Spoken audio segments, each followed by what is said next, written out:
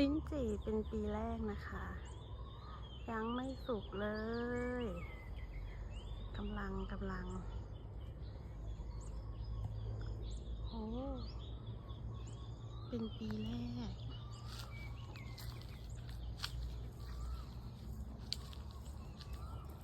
แต่ก่อนมีต้นมะม่วงบางเป็นร่มทำให้ไม่เป็นลูกปีนี้ตัดต้นมะม่วงทิ้งเต็มต้นเลยจ้าอืม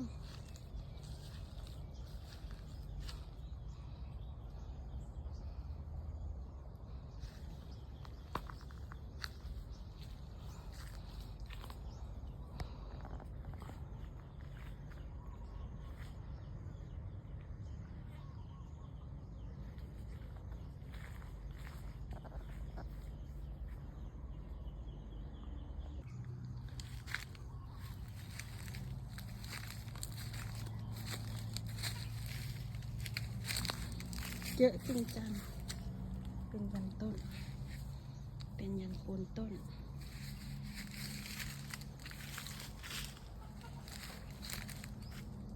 จ้าอีจ้าอี